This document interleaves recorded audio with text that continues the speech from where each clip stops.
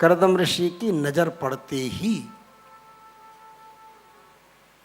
कर्दम ऋषि ने देखा, अरे ये तो गुलाब की कली की तरह बिल्कुल खिली हुई थी जिस समय आई थी, अभी सूख कर कांटा बन गई है।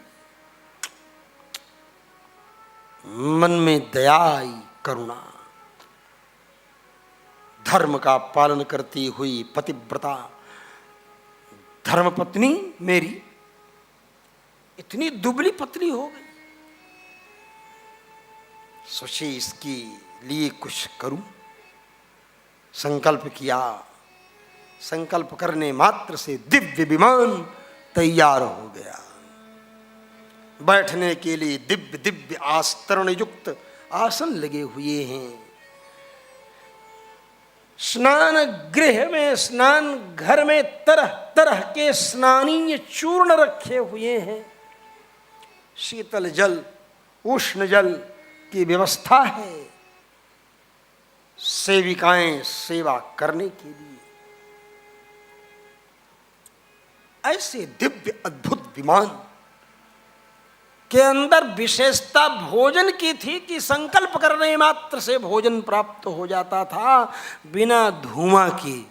कोई चूल्हे पर जलाने के बाद भोजन बनाने की जरूरत भी नहीं पड़ती थी। संकल्प किया, पदार्थ आ गया उस विमान के अंदर। संकल्प किया, हमें यहाँ से यहाँ जाना है, वो विमान अपने आप तुम्हें वहाँ पहुँचा देगा। इसीलिए विमानम कामगम शुभम, कामनया गच्छति कामगम। कामना के अनुसार, संकल्प के अनुसार जो यात्रा करे, ऐसे दिव्य विमान को लेकर सामने संकल्प से जिन्होंने निर्माण कर दिया, उसको लेकर, विमान लेकर सोच रहे हैं विमान के विषय में कि बहुत दिव्य अद्भुत विमान है। देवहूति से कहा, कहो कैसा लगा तुमको? देवहूति ने कहा ठीक ही है, मतलब स्वयंभू मनु जैसे राजा की बेटी है, कोई ऐसा तो है नहीं जीवन दरिद्रता कंगाली में बीता हो, कोई बहुत बड़ी नई चीज देख लिया हो, एक्साइट हो गई हो, ऐसी कोई बात नहीं, ठीक ही है। कर्दम ऋषि के मन में हुआ, इतने वर्षों लगातार सेवा करते रहने के कारण इसके शरीर की शक्ति बहुत कुछ कम हो गई है, दुबली पतली हो गई है। पता नहीं उपभोग की आकांक्षा की मानसिकता ही कहीं इसकी कम तो नहीं हो रही है।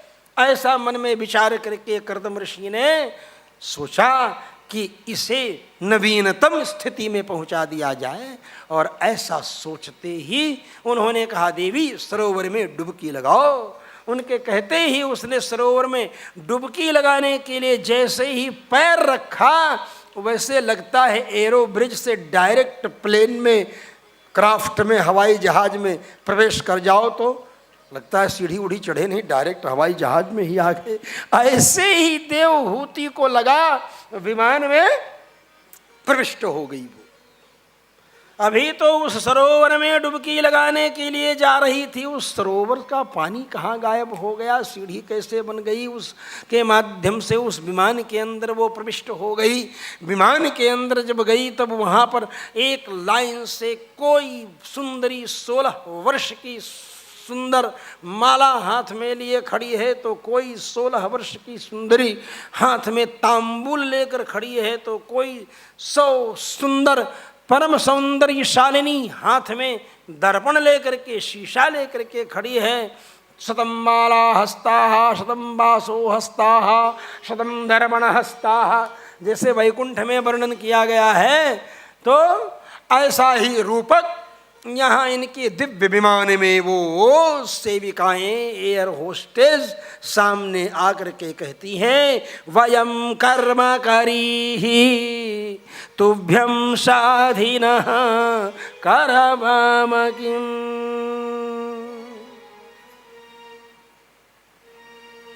मैं तुम्हारी कर्मचारिणी, तुम्हारी कर्मकरी, कम करिन, समझे, कम करी, कर्म करी, कर्म करी, मैं आपकी सेविका हूं, आप मुझे आदेश दीजिए क्या करूं। ये कुछ आदेश वादेश देती नहीं हैं, वो प्रोटोकॉल फॉलो करती हुई इनको ले जाती हैं, अर्घ्यपाद्याचमन आदि कराती हैं, फिर बादाम पिस्ता चिरौंजी का उबटन हल्दी मिला करके केसर मिला करके तैयार किया हुआ उस उबटन से मर्दन करती हैं। शरीर में फिर सुंदर चमेली के तेल का अभ्यंजन करती हैं, फिर कंठ के नीचे उष्ण जल से, गर्म जल से और कंठ के ऊपर शीतल जल से स्नान कराती हैं। स्नान करा करके बालों को सुखाने के लिए अग्नि के अंदर जायफल, जावित्री, केसर, कस्तूरी आदि दिव्य दिव्य सुगंधित द्रव्य डाल करके उसके धुएं से धुपाती हैं बालों को।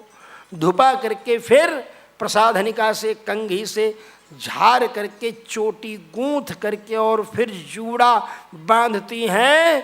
तो मधुमक्खी के छत्ते की तरह बड़ा जूड़ा, और उसके बाद भी कमर तक लटकती हुई चोटी जूड़े के बांधने के बाद निकल रही है। ऐसा अद्भुत लोकोत्तर सौंदर्य श्री देवहूति जी का। बालों का करने के बाद मस्तक पर तिलक धारण करा करके, सिंदूर आदि का श्रृंगार करके, नयन युगले कज्जुल कला का विन्यास करके और कश्मीर में उत्पन्न होने वाली केसर को मस्तक में लगाकर जब दिव्य श्रृंगार किया, कंठ में हार पहना करके, कमर में करधनी पहना करके, जब सुंदर श्रृंगार करते हुए चरणों में पायल, नूपुर के साथ साथ उंगलियों में बिछिया कहते हैं, बिछिया उसका नाम ही बिछिया है, वो धारण करा करके और वही प्रणाम करते समय मस्तक उसी पर पड़ता है बालक का। भगवान से श्री राम जी से लक्ष्मण जी कहते, मैं और कोई आभूषण नहीं पहचान सकता, मैं इनकी पायल और बिछिया जरूर पहचान जाऊंगा, क्योंकि मैं प्रणाम करता था, मैं वही देखता था। ऐसा दिव्य अद्भुत श्रृंगार किया इन सेविकाओं ने देवहूति का। और उसके बाद सामने लड्डू, पेड़ा, बर्फी, गुलाब जामुन, रस मलाई, दाल, चावल, रोटी, सब्जी, पूड़ी, खीर, हलवा, मीठा चावल, राम खिचड़ी, मसालेदार पूरी, मुठड़ी, चक्की, घेवर, फेनी, तरह तरह के सामान रख दिए। जो इच्छा हो प्रसाद पाओ, भोजन करो। ऐसा देखते ही मन में इनके भगवान कर्दम ऋषि के विषय में चिंतन होने लगा। मेरे पति देव कहाँ हैं? बिना पति जी के कैसे मैं कुछ सेवन करूं? अभी ये सोच ही रही थी कि तावद दादर्श पुरतः कर्दमं पंचविंशकम। 25 वर्ष की अवस्था के सुंदर कर्दम ऋषि को सामने, जो हजारों हजार साल तपस्या किए, झुर्रियां पड़ गईं, लेकिन विमान के अंदर जब कर्दम ऋषि को देख रहे हैं, 25 वर्ष के सुंदर जवान की तरह, न्यूली मैरिड कपल जैसे चलते हैं हिल स्टेशन के लिए, ऐसे ही कर्दम ऋषि और देवहूति दोनों उस विमान में बैठ गए। और उसके बाद संकल्प किया कर्दम ऋषि ने, उनका विमान चलना प्रारंभ हुआ। सन सन सन सन सन सन सन सन उड़ना शुरू किया विमान। कर्दम ऋषि ने कहा, देखिए यह गंगा की दिव्य लहरें हैं, ये यमुना की लहरें हैं, ये हरिद्वार है, ये कर्णप्रयाग है, ये रुद्रप्रयाग है, ये नंदप्रयाग है, ये विष्णु प्रयाग है। इसी तरह घुमाते हुए उस दिव्य विमान में बैठे बैठे देवहूति को समझाते हुए कर्दम ऋषि कहते हैं, देवी यह देखो, यहाँ पर दिव्य अलकनंदा का प्रवाह कलकल निनाद कर रहा है। ऐसा सुंदर दृश्य यहाँ का है। पर्वतीय उपत्यकाओं में अधित्यका का सौंदर्य देखते हुए, आनंद का अनुभव करते हुए देवभूति से करदम ऋषि कहते हैं, देवी तुमको कैसा लग रहा है? अभी ये पूछ ही रहे हैं, तब तक बड़े बड़े ऋषिंद्र मुनीन्द्र महात्मागण पहुँच करके उनकी स्तुति करने लगे, सम्मान करते हुए प्रणाम करने लगे। करदम ऋषि ने सोचा यहाँ भी आ गए, मैं तो हिल स्टेशन पर आया था 2 सीटर हेलीकॉप्टर पर बैठ करके, और ये भी कहाँ से यहाँ स्तुति करने आ गए। लोकतंत्र है ना, इसलिए भाई हम तो पब्लिक प्रॉपर्टी है ना। चलो भाई कोई बात नहीं है।